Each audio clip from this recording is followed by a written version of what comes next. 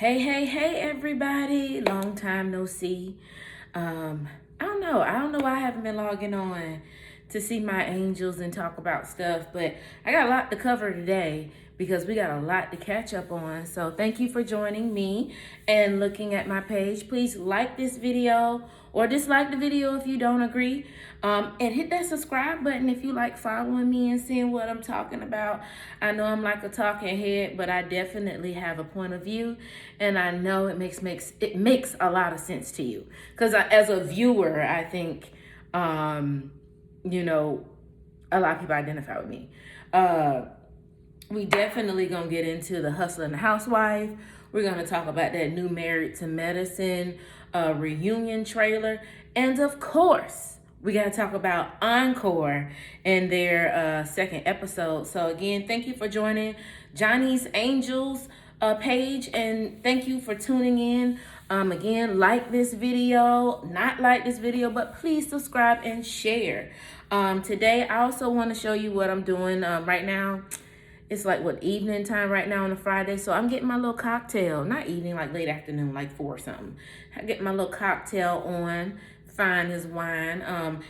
Just so you know, I like to make stuff look pretty, okay? So what this is a little, a good little Tito's vodka, and I'm trying to cut back on my sugar and stuff. So I'm drinking, because I deserve it for the week that I've had, but I am not putting a whole bunch of sugar in my stuff. So you have one of those little ice drinks that's in here, the little, they're like $1 at Publix, and they're 0 calories.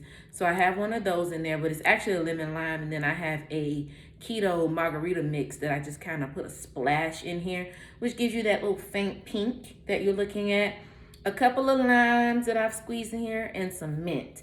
One thing I love about mint, I love to put me a little mint in my cocktails, or even mint in my hookahs. You've ever been around somebody that's been drinking and they're in your face like, hey, and you're like, oh my God, how much you've been drinking. Their breath smells like straight, throw up, okay? I don't ever want to be that person. I've always had some fixation on breath, so I always have gum, or Tic Tacs or mint or something.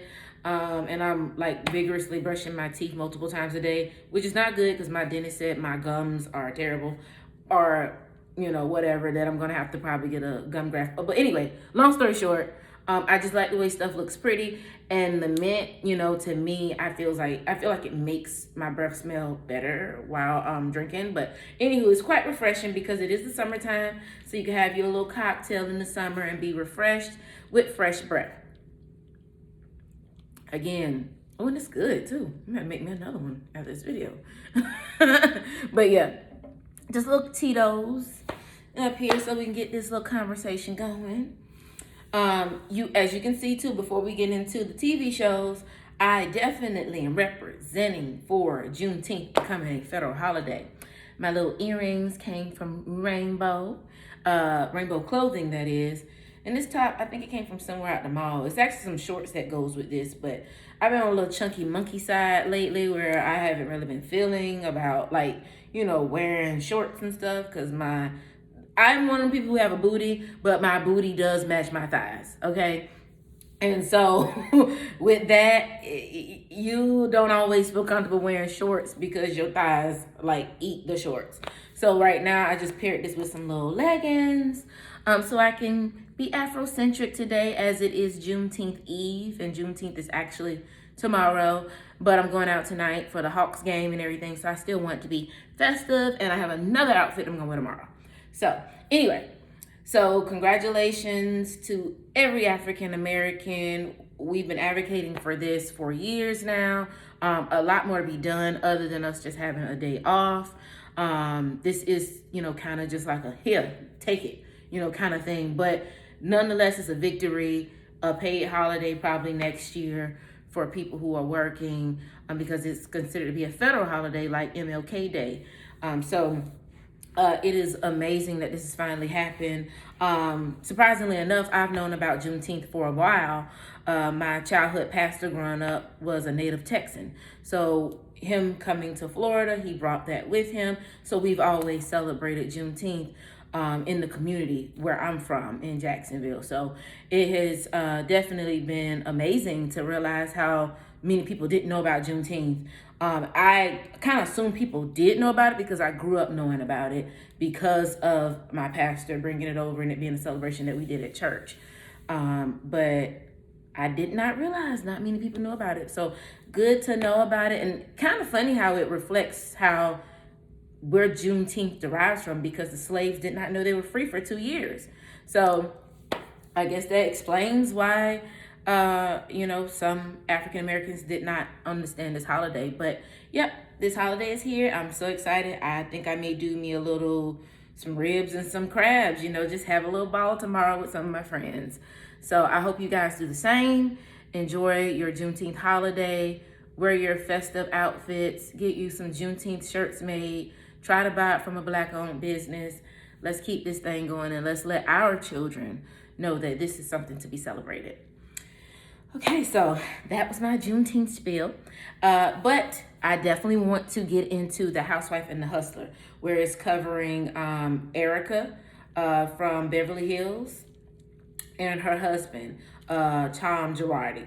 And I've been watching Beverly Hills. I actually like Beverly Hills. I have housewife shows.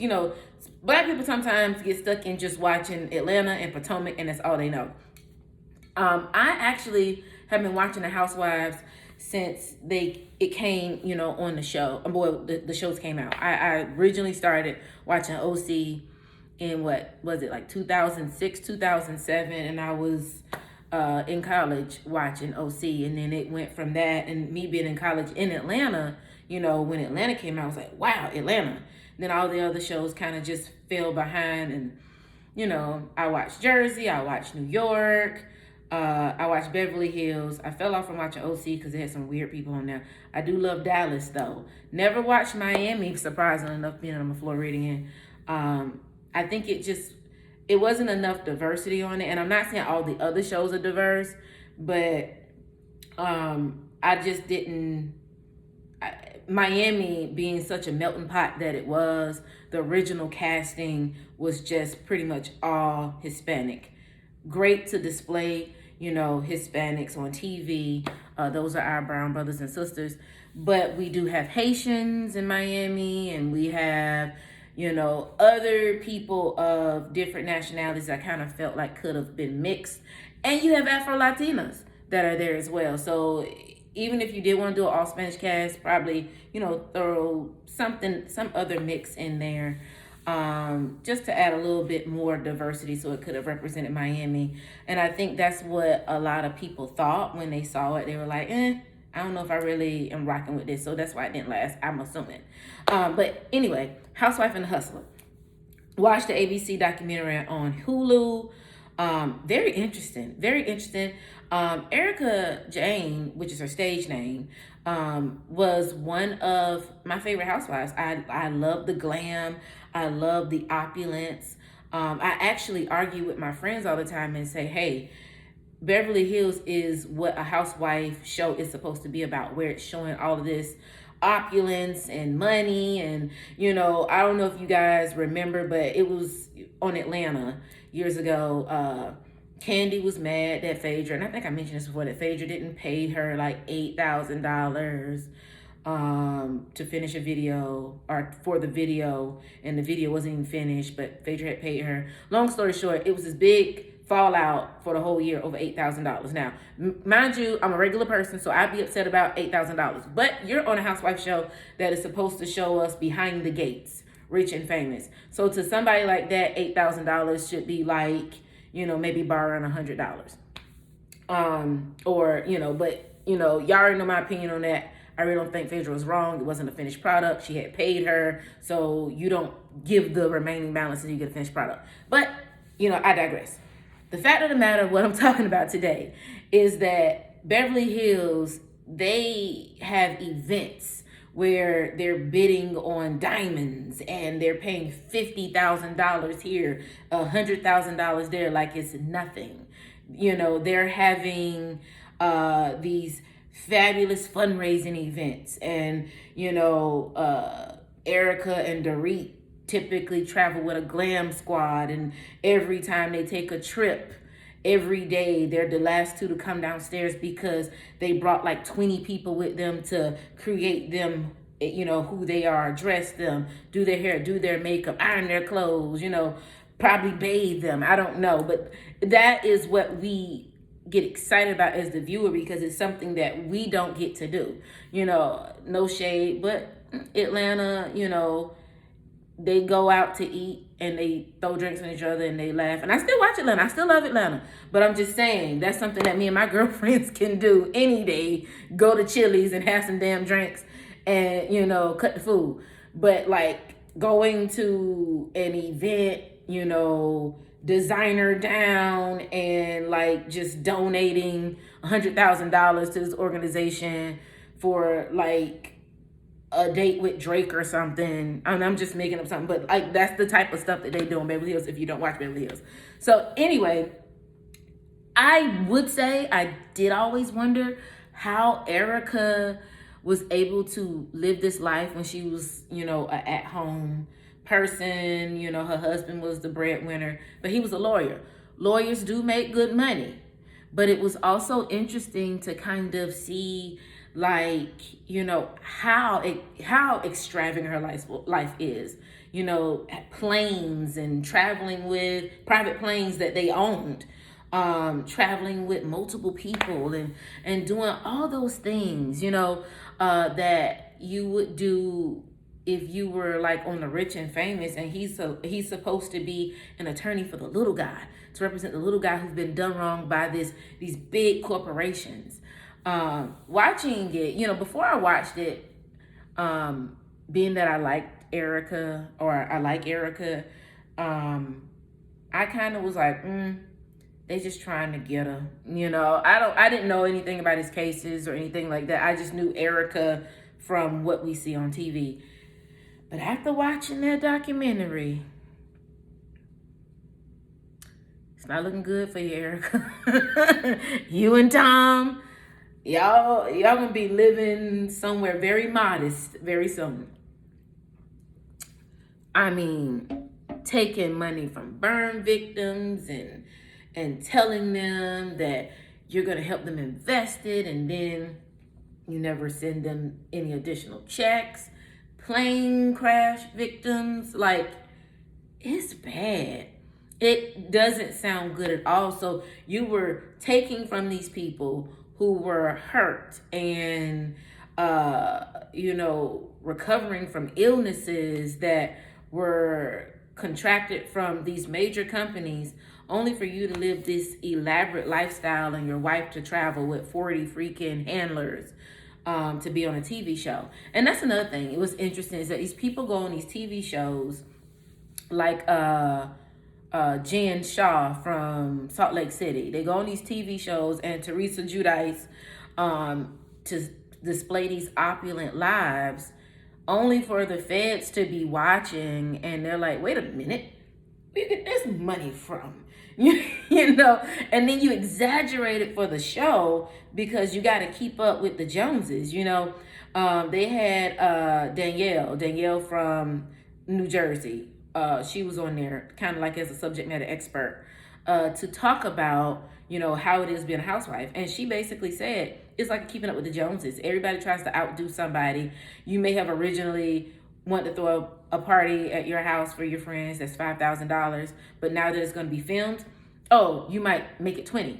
You might make it 50, you might make it 100, because it has to look exaggerated. You don't want to go on TV looking like a bum compared to, your cast. So, some things could be exaggerated as well, but that's still not a good look for these people to know that you were their lawyer's wife and the lawyer was supposed to cut the check to you, because that's how it works. When you get a settlement, the settlement check, whatever, was agreed upon, is sent to the law firm, and then the law firm therefore takes their fee out and then cut you the check if you are the receiver of the funding or of the money.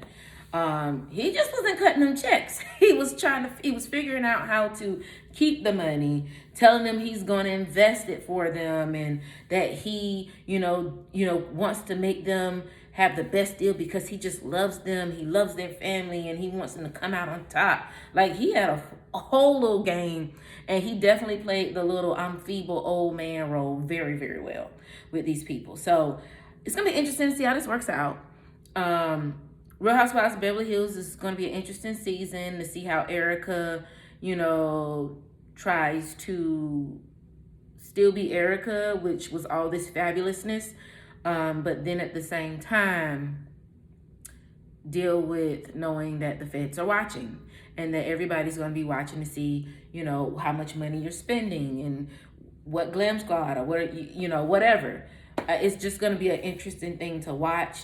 I feel like it was right on target. I can't say, what's the truth or what's a lie, but it was just very cut straight to the point. We're the victims. We didn't get our money, and you're on TV with this opulent lifestyle. I'm not sure where anything can be misconstrued. I heard that Andy threw a lot of shade at it because obviously Erica is one of his favorite housewives. But you can't, this isn't something that you can kind of just brush off. You have to address it, and this is crazy. But yeah, so watch The Housewife and the Hustler. It's on Hulu. It's on demand. You can watch it whenever you want to. I definitely watched it, I think the day it came out. Next on my agenda that I want to talk about, I just want to kind of put my 2 cents in about this Married to Medicine trailer, or Married to Medicine in general. I have been watching it on and off this season. Touch and go is not interesting. Mariah's not there. The quad was in and out. It's just kind of like all over the place. Heavenly is inserting herself to create drama, and it's just like, why? Why? I don't want to see this. I don't want to see doctors fighting to this degree. I don't know whatever happened to just some real clever, good shade. And I guess that's what Mariah brought to the show. Them trying to make Heavenly the nucleus of the group is not working out because she's too much of a firecracker. So I don't know what they intend on doing with that, but this ain't going to work. And I don't even know if bringing Quad back full time is going to help, because I don't like how people feel like they got to kind of kiss Heavenly's ass. I just don't like that. But it's clearly, clear that she is that person on this show, as is Candy is the person on the other show. But yeah, so in that trailer for the reunion that is supposed to be coming on, I think in a week or so,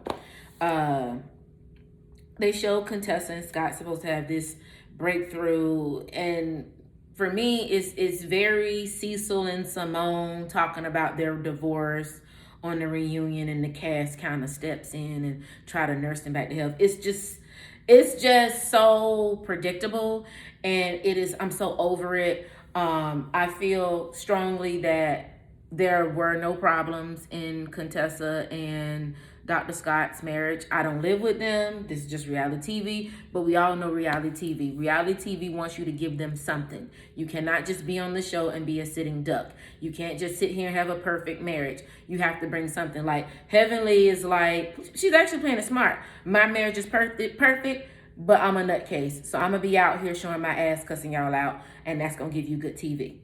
She didn't, she don't want the drama coming toward her marriage. So she just like, don't touch my marriage. It's perfect. Leave me alone. But I'm going to show you what I got.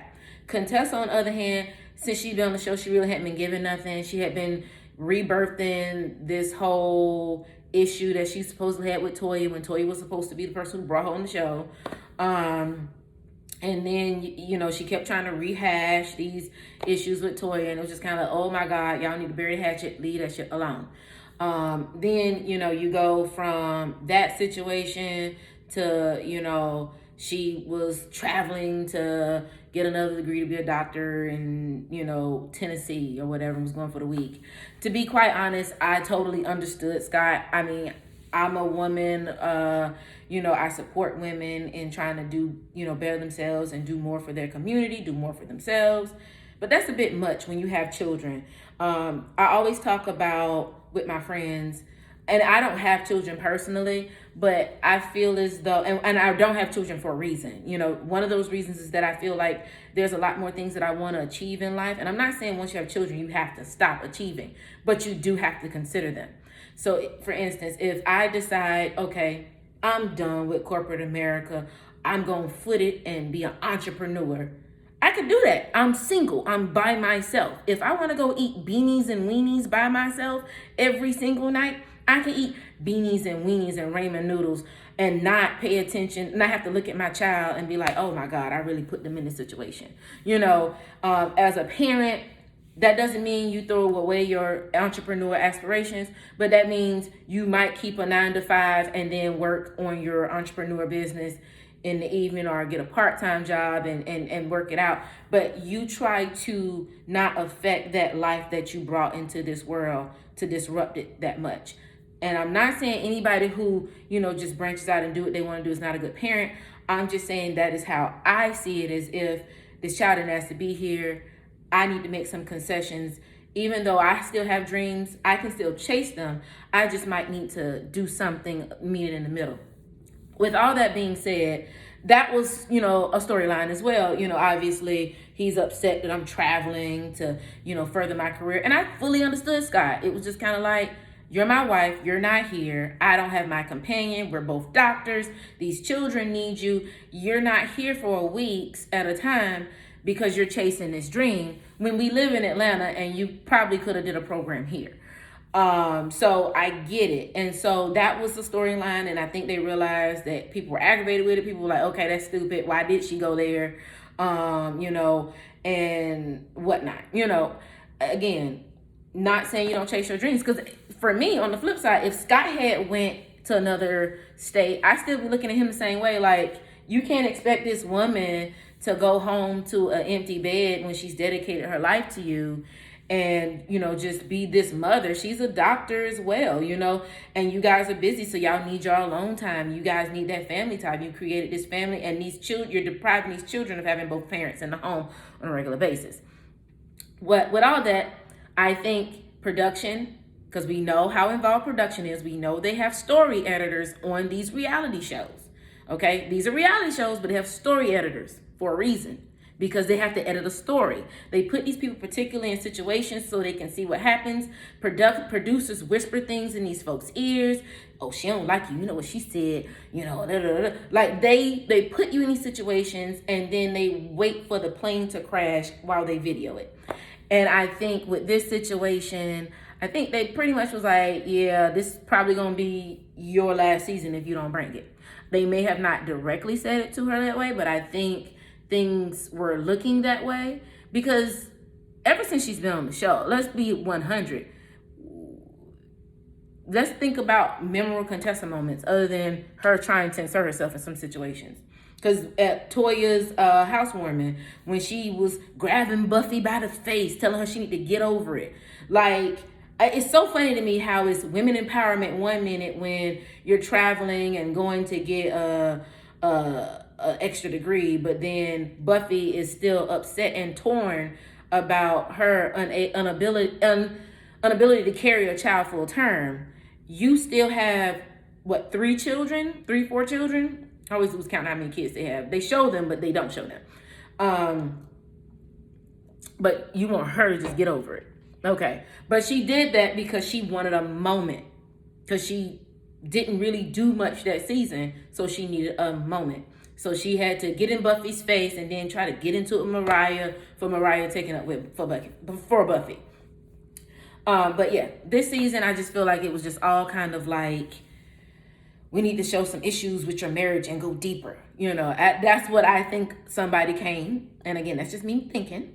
And I think, because it's just interesting. Scott don't want to talk.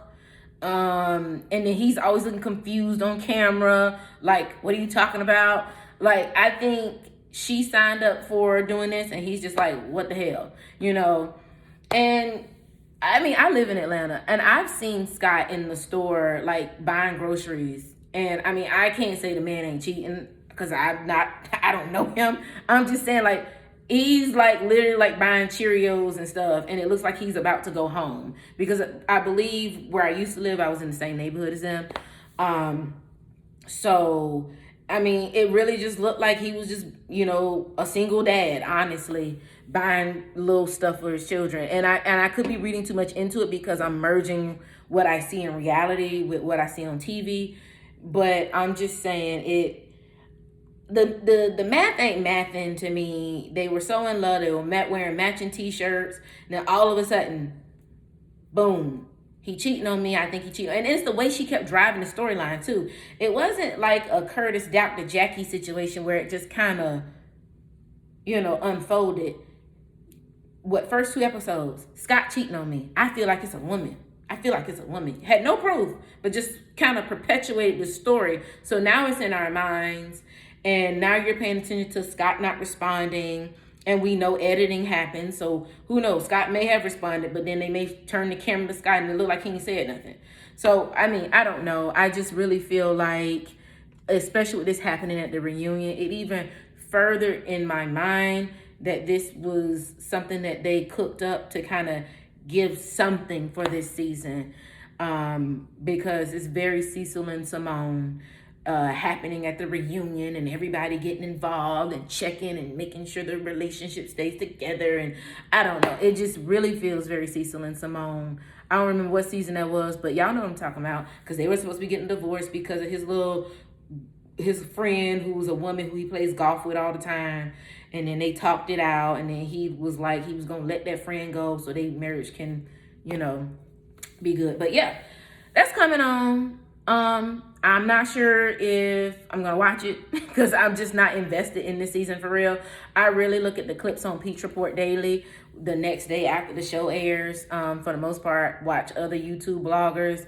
Shout out to House of Aaron. Shout out to DJ Richie Sky. That's where I get my news from. Really. And yeah, I don't know. I'm not sure if I'm really believing this storyline, but whatever. Just check out Married to Medicine. It comes on Sundays. I think it comes on at 8 still. But yeah, they gotta do something. They need a cash shake-up too. Because Anila ain't bringing what they thought she was gonna bring. And how dare they bring, okay, I'm all for inclusion. I like diverse cast. But isn't it ironic that they sought out an Indian woman after, you had Mariah and her Blackadeshi family, and she would wear Indian dress, for her husband. I don't know. I just found that to be interesting. Like right after you kick the girl off the show or you boot her out her own show, y'all do that. But whatever. Let me get to something happy. Well, it's not really happy because this episode was interesting, but y'all know I love me some Encore. Shout out to Carlos King. Show is amazing. I love it. It's the reality TV show that we didn't know we needed again, but I know I need it, and I'm always in tune every Wednesday. Again, this is the second Wednesday, but I'm telling you, I was out. I was at the Braves game in a skybox. Like Martin said when Pam had got with the means in the skybox. But anyway, I was at the Braves game, and I looked at my clock, and I was like, it's 9:14. I need to go home because Encore comes at 10. Like, I left the game, okay? And I didn't pay for the skybox. I was invited. I could have stayed and continued to drink and eat my behind off. But I was like, I got to go home and watch Encore. So I'm going to just recap it a little bit and, insert my opinion. So they had a situation where, everything was going awry. Aubrey, them, and the twins wanted to, have 2 different groups because, of course, they didn't think the 702 ladies, did well. They were questioning Nivea, and all kinds of stuff like that. And they obviously didn't want Pam. So they wanted to do 2 separate groups. Lamisha overheard one of the Cherish twins. I get them confused. Fallon and Felicia. I think this was Fallon, not Felicia, but Fallon. Talking to Keely, saying something negative about them, saying that Irish can't catch a tune or whatnot, and Lamisha can't dance, and yada yada yada. So they end up, Lamisha ends up crying. She goes in there to talk to Shamari, Nivea, and Pam, and they're just, she's upset about it. Oh, let me rewind before I get into that. So at the very top of the episode, they just were like, everything is awry. Keely clearly is not the damn what you call it, creative director, like she said she was when she came in the house, because she's not showing any leadership at all. So the house has to vote on queen. It gets down to it. I think Aubrey has 2 votes and Pam ends up having 4 votes. So Pam ends up being the queen, which I thought was a good choice. She's very diplomatic, it seems, and it's not like she shows favoritism. She's just gonna be what it is, being that she is one of the older 2 in the house. I believe she's 43 along with Lamisha. But I mean, 43 is not old. I'm just saying more experience. Clearly she's been in the industry, longer. 702 in total were out around the same time. So yeah, they were definitely, in the industry longer. So, it's good for her to be the lead on this as well, to be the queen, to be able to hold court and bring people to the table, have discussion, make the final call on different things, because they needed that. So going back to what I was getting into, Lamisha overheard Irish and Keely talking about her and her sister and saying how terrible they were. Lamisha started crying. She went and told Pam and them, Nivea and Shamari, about how she was feeling and what she overheard. Pam immediately, as queen, decides she wants to hold court. When she's holding court, they, sit and they're talking. And I'm looking at my notes, y'all, because I took notes when I was watching. They were sitting and they were talking or whatever. And Lamisha tells them how she feels. Felicia being one of the twins of Cherish, was quickly like, girl, that wasn't me saying it. It was Fallon, my evil twin, because she always got something to say. It was her. Don't put me in this. So Fallon, kind of doubled down on what she said, but kind of, I guess, in a softer way. They agreed to, that they have to work together. They got to get this thing done. And then you kind of go into where Keely decides that she wants to say something. And so she goes into this whole spiel, about things being divisive. And then she kind of turns and jumps down Pam's throat. Now, what I did skip, at the beginning of the episode, or first part of the episode, they were in the studio. And that's one of the things that Lamisha was alluding to as well. They were in the studio, and when Irish was in the booth, the twins were making comments.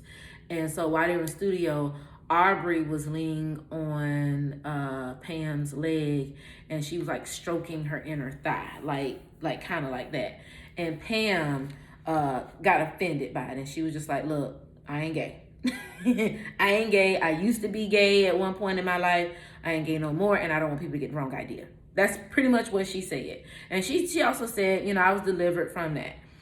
And so, the younger crew in the house immediately kind of acted like she said something crazy. And I'm just kind of like, she never said she was a homophobe. She just basically said, don't touch me like that. I don't want people to get the wrong idea. Hell, y'all are on TV. So she don't want people to get the wrong idea. What do you mean? Okay, so anyway, everybody else kind of just, they talked about it. They kind of were gossiping about it. But I think everybody else just left that in that studio session. Keely decides to bring it up while they're holding court on behalf of Lamisha, because Lamisha felt some type of way about everybody talking about her. So then in the middle of them kind of hashing that out, Keely directs her attention to Pam, and she's like, it's 2021. That homophobic shit don't fly. La la la la la. And it was like she never came across as homophobic. She, definitely is a Christian, and we all know the Christian faith does not endorse homosexuality. However, true Christians know that there is no sin greater in God's eye. Okay, so everything is the same. Whether you are doing premarital sex or you are sleeping with the same sex, same sin. So we all, sin and fall short of the glory of God. So with that being said, you don't look at someone who is in a homosexual relationship as if they are scum. And Pam never said that. Pam actually, was gay. So, and she never said she had a problem with somebody who was gay. She just said that she's no longer gay. Keely took offense to her saying she was delivered from being gay. And I mean, that's how Pam feels. She never said anything negative about somebody being gay. But Keely took the opportunity to let us know that she was bisexual, but she's married, but she's bisexual. Girl, who cares? Y'all need to do these songs. And that's what everybody else she wanted this to be some let's beat down Pam. Let's get on Pam. And nobody was rocking with it because everybody knew that Pam is a solid chick. Everybody knew what Pam meant when she said that. It took people by surprise, which is why they kind of talked about it. But it wasn't something that was something to dwell on. It's not like she went and started saying slurs or calling people out their names or saying it was something horrendous or horrible. She just said that wasn't her life anymore and she didn't want people to get the wrong idea.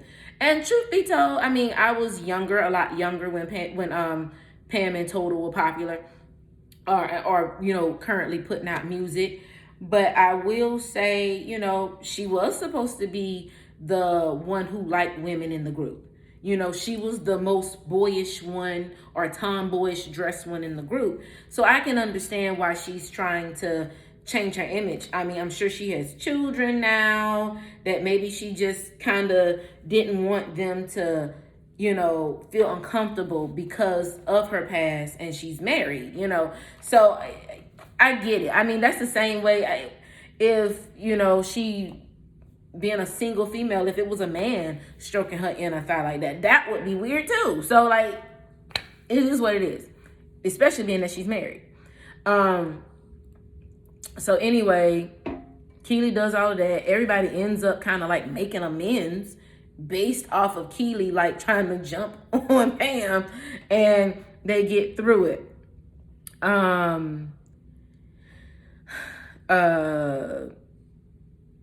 The twins definitely got in Keely's ASS, after that, basically saying it's you came here, you say you're not a part of the group. What is your role?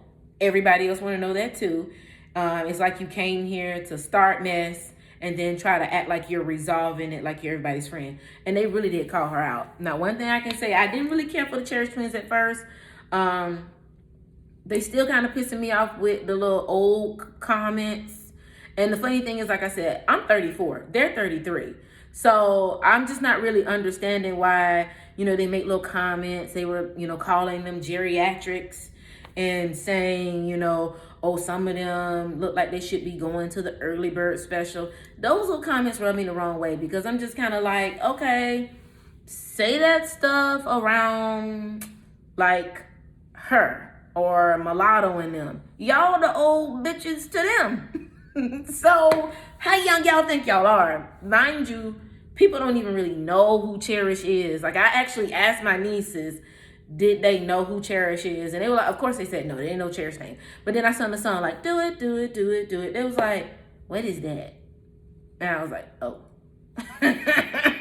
So y'all ain't as young as y'all think y'all are if Generation Z don't even know who you are. Okay? And I'm a millennial. Gen Y, okay?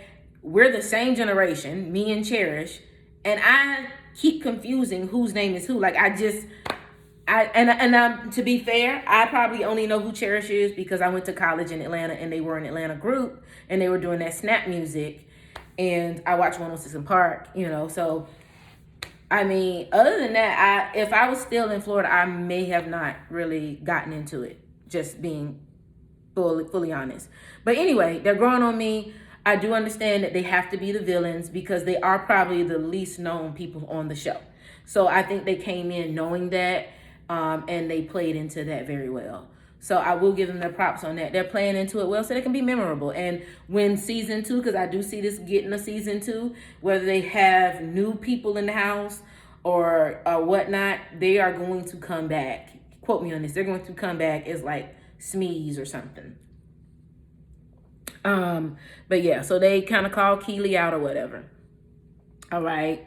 So after they like call Keely out, you know, everybody else kind of is like, you know, kind of chiming in. And then Felicia, the evil twin, the one who, you know, kind of, you know, says anything, but, you know, she been on point a little bit, because I ain't gonna lie, them 702 twins, not twins, 702 sisters, they ain't giving what I thought they was gonna give. They ain't really giving what I thought they was gonna give. And we see why they were not the lead singers, but they do have time to prove to us, you know. And that this could be for the dramatics. They have not been in the booth for a while. So who's to say at the end of this season they're not gonna be blowing everybody out the water? You know, so what, but at this current time in this show, you know, it definitely is interesting. No, Felicia isn't the one who had see, I don't even know. Fallon was the one who said that. Felicia was the one who said keep me out of it, but Felicia felt bad for Keely, and she jumped in to make sure Keely was all right and was like, we're not gonna beat this other woman down, which I did appreciate. So it showed some sisterhood, some unity. Like, you know, we can talk about this, we can get through this, we can talk, I can tell you about your ass, but I also stand beside you so you won't get your ass whooped. And so that's what Felicia did for Keely. It was a great moment for the show. And then, you know, she basically told her, she said, you lashing out everybody because you are hurt, and I see that. And Keely starts crying, she walks off. And then it kind of, you know, goes into, you know, what may happen next week. So Encore is definitely the show to watch. If you're not watching it, watch it. It's on demand. It's on Hulu on demand.